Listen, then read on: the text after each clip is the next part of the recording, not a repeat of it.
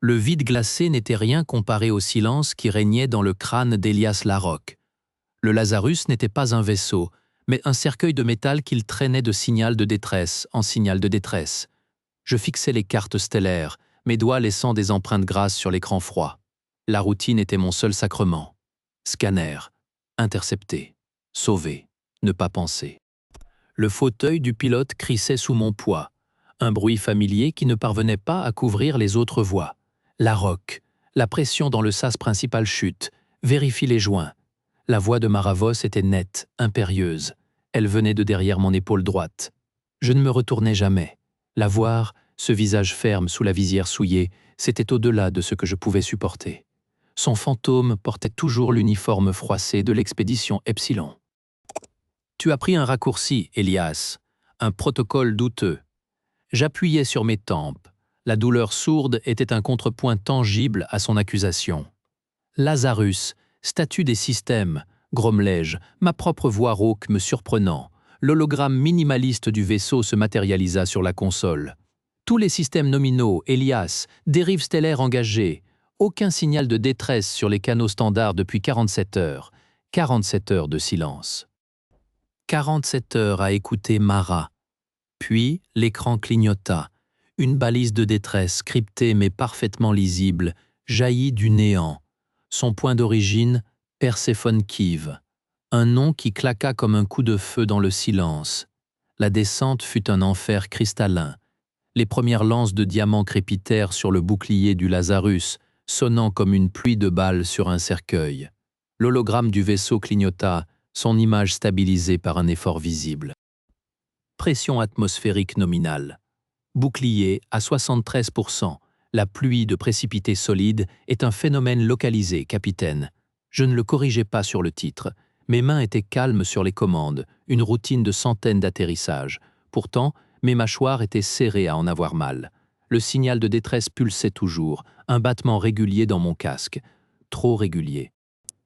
Les rétrofusées rugirent, soulevant un nuage de poussière de silice qui scintilla comme une nébuleuse empoisonnée. Le train d'atterrissage s'enfonça avec un craquement sinistre dans une croûte de cristal. L'écran de navigation afficha une lecture. Sol stable, apparent. Dehors, le paysage tranchait l'horizon. Des forêts d'aiguilles translucides, des crêtes aux arêtes vives comme des lames de rasoir. Aucune épave, aucune signature de chaleur, rien. Lazarus, triangulation, source du signal. Ces répondeurs travaillèrent. Le son du ventilateur semblait trop fort dans le silence post-atmosphérique. Les scanners s'affolèrent enfin. La source n'était pas un vaisseau écrasé. Elle était géologique, profonde, et le motif de transmission, c'était un compte à rebours. Parfait, implacable. Pourquoi chaque cristal bleuté arraché au flanc de la montagne hurlait sous la tempête de diamants, et le monde entier semblait gémir de douleur. La pince hydraulique de la type 7 serra, craqua. Un éclat vif, puis le bloc vint, trop lourd. Mon HUD clignota en rouge, pression articulaire à 98%. C'est le dernier, Larocque. La voix de Mara, derrière mon oreille, usée comme l'équipement. Je ne répondis pas. Je forçais la rotation du torse, sentant les cerveaux grincer, et déposais le cristal dans le conteneur scellé. Le contact métal sur silice produisit un toc sinistre dans le silence soudain. La pluie de cristaux s'était arrêtée. Le vent aussi. Analyse environnementale, grognai-je. La voix synthétique du Lazarus répondit aussitôt dans mon casque. Tempête de microcristaux terminée. Lecture sismique en augmentation. Gradient de 2,7. Anomalie. Sous mes pieds, le sol vibrait. Une sensation sourde, profonde, comme un cœur battant à l'envers. Je scrutais l'horizon déchiqueté. Rien ne bougeait. Et pourtant... Récupération terminée. Rentrée. Le Lazarus cette fois. Je pivotais pour regagner le sas. Le mouvement fut trop brusque. Une alerte jaillit sur mon HUD. Brèche détectée, épaule droite. L'intégrité de la combinaison tombait à 67%.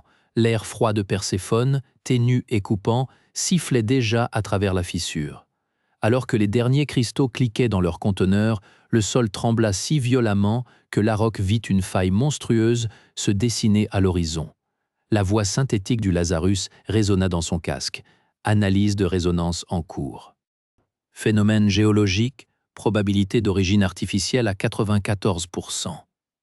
L'hologramme du Lazarus projetait dans les fumées de l'habitacle une anatomie planétaire monstrueuse, des conduits d'énergie géométrique encerclant un noyau pulsant de lumière bleue.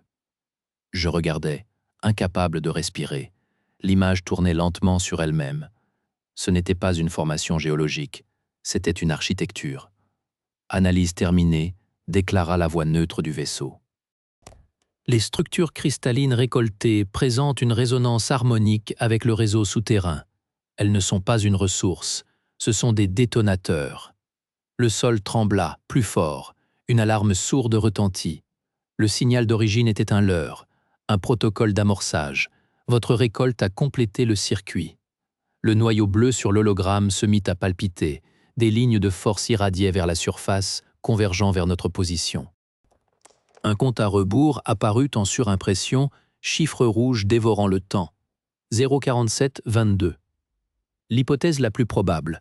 Perséphone Kiv est une plateforme d'armement désignée sphère de cristallos. Son activation entraînera la conversion cinétique de sa masse en projectile à vitesse subluminique. Portée estimée, le système entier. Je sentis un rire rauque monter dans ma gorge. C'était ça, ma rédemption. J'avais servi de déclencheur. Dans le crépitement des consoles endommagées, j'entendis sa voix. Pas le Lazarus, l'autre. Tu vois ? Murmura le fantôme de Maravos, acide et proche. Tu ne changes pas. Tu ne sauves pas. Tu es l'instrument. Toujours. Assis dans les décombres du poste de commande, le visage éclairé par l'hologramme de l'arme planétaire active, Larocque fixa le compte à rebours. Il avait condamné des milliards de vies. Le fantôme de Maravos ricana dans son crâne. Tu n'apportes que la mort, Larocque. Toujours. Les cris de Maravos se confondaient avec les hurlements géologiques de la planète, mais une voix, enfin, était plus forte, celle du Lazarus, énonçant froidement la seule solution. Un corridor. Un impact cinétique massif pourrait créer une fenêtre dans la pluie de cristaux avant leur régénération. Durée estimée, 47 secondes. Je fixais son interface holographique. La forme minimaliste semblait pâle. Tu parles d'un bouclier, d'une batterie. Une masse suffisante, lancée à pleine puissance dans le champ, générerait une onde de choc localisée. Elle désorganiserait la matrice. Le compte à rebours clignotait, 16-14. Le noyau pulsait derrière le rideau de diamants. La masse suffisante, c'est toi. Le Lazarus ne répondit pas. Un silence de 2 secondes, une éternité pour une IA. C'est le seul calcul avec un taux de réussite supérieur à 0. Le fantôme de Vos se matérialisa dans la lumière rougeoyante, son regard un verdict silencieux. J'avais détruit son équipage. Je détruirais son vaisseau, l'instrument, toujours. Mes doigts pianotèrent sur le terminal de ma combinaison. Transfert des commandes, programme de vol final. Chaque instruction était un clou dans un cercueil. Lazarus. Oui, Elias. Je n'avais plus de mots, seulement un hochement de tête, lourd comme une pierre tombale. L'interface scintilla une dernière fois. « Bonne chance !» Les moteurs du vaisseau hurlèrent, arrachés à son berceau de pierre. Il s'éleva dans le brasier cristallin, un métal vivant offert au broyeur. Je pris une profonde inspiration et m'élançai dans l'enfer, suivant le sillage de feu de mon dernier allié. Sous la voûte de cristal pulsante de lumière mauvaise, Larocque tomba à genoux, le dernier détonateur vissé dans sa paume sanglante.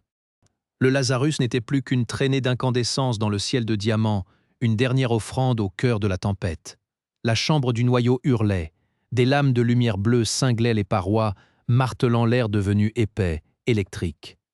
Le compte à rebours, gravé désormais dans ma rétine par l'affichage de la combinaison, clignotait 001-47. Tu vois ? La voix de Maravos fusa derrière moi, nette malgré le fracas. Elle n'était plus un fantôme flou, mais une présence solide, debout dans les spasmes lumineux. Son uniforme était intact. Ses yeux, ceux que j'avais vus se fermer pour la dernière fois dans la fumée, me transperçaient. L'instrument accomplit sa fonction. Il attire, il prend, il détruit. Une mécanique simple. Je me relevais, les genoux flageolants sous le poids du mol.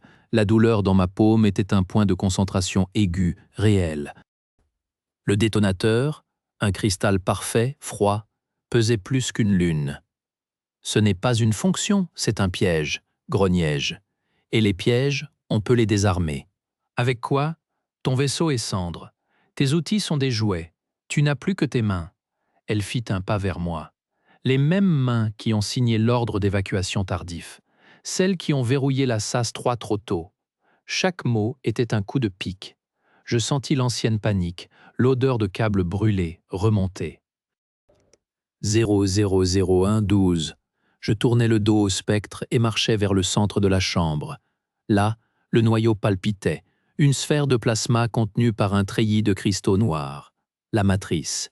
Le signal, cette mélodie trompeuse, en émanait toujours, un bourdonnement obsédant promettant le pardon, le but, la fin de la solitude. Il chantait dans mes os. Rejoins, cesse de lutter, c'est ta place. Je levai le détonateur, le treillis avait une faille, une empreinte négative exactement de sa taille. La logique était glaciale. Pour armer, il fallait compléter le circuit. Pour désarmer, il faut briser le circuit, murmurai-je. Pas avec de la force, avec un court. La voix de Voss fut soudain plus proche, à mon oreille. Un court-circuit nécessite un conducteur, de la chair, de la matière organique. Ta combinaison est blindée, la roque. Il te faudra l'ouvrir. Je connaissais la physique, le plasma du noyau, même contenu, vaporiserait n'importe quel métal en une nanoseconde. Mais un corps, avec son eau, ses sels, sa résistance désordonnée, il pourrait créer une surcharge instable, un reflux, une chance sur 1000, moins 0,045. Mes doigts, engourdis, trouvèrent les verrous pectoraux de la combinaison type 7. Un sifflement d'air pressurisé. Le harnais intérieur se détacha. L'air de la chambre, brûlant et chargé d'ozone, frappa ma peau moite. Enfin, dit Voss, l'instrument reconnaît sa forme véritable. Je ne la regardais pas, je fixais le noyau. Le signal changea de tonalité, devenant aigu, impérieux. L'appât sentait sa proie hésiter. Il redoublait, promettant non plus le salut, mais l'oubli. Un sommeil sans rêve. Non, dis-je, à la fois au signal et au fantôme. Pas l'oubli. Le paiement. 0015. Je lançai le détonateur de cristal. Il vola, scintillant, et vint se loger non pas dans la matrice, mais contre un conduit d'énergie latérale. Un acte inutile. Une distraction. Puis, je chargeai. Le monde se réduisit à une lumière bleue aveuglante et à une chaleur qui s'empara de moi avant même le contact. Ma main nue, tendue, traversa le champ de confinement. Une décharge électrique parcourut mon bras, clouant chaque muscle.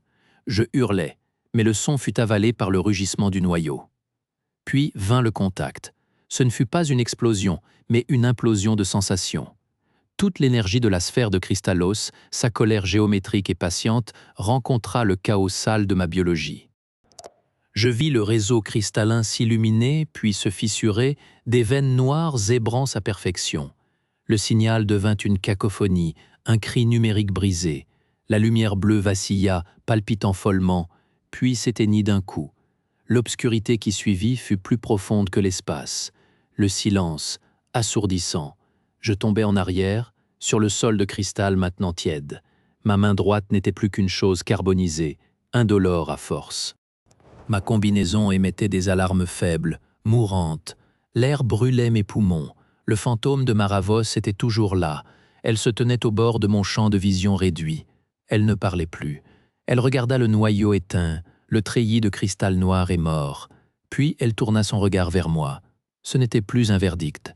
C'était une observation, une constatation. Elle hocha lentement la tête. Une lueur, peut-être un reflet des dernières étincelles mourantes, peut-être autre chose, passa dans ses yeux. Puis elle se détourna et marcha, non pas dans la paroi, mais vers l'entrée de la chambre, s'effaçant dans les ombres sans un mot. Le silence qu'elle laissa derrière elle n'était pas accusateur, il était vide, libéré. Je rampais. Chaque mouvement était un supplice, un tiraillement de muscles brûlés et brisés. Il me fallut des heures pour franchir les couloirs géologiques, pour retrouver la surface. Perséphone IV était changée. Les pluies de diamants avaient cessé. Les cristaux, autrefois agressifs, ne brillait plus que d'une lueur terne, réfléchissant la lumière froide des étoiles. Le ciel était dégagé, étrangement paisible. Le piège était mort. L'appât, silencieux. À bout de force, je me laissais choir sur le dos dans le lit poussiéreux du désert. Avec ma main valide, je composais sur le terminal de ma combinaison un dernier souffle d'énergie de batterie, un message simple en clair sur toutes les fréquences, les coordonnées de Perséphone Kiv. Un mot, l'heure. Un autre, arme et herme.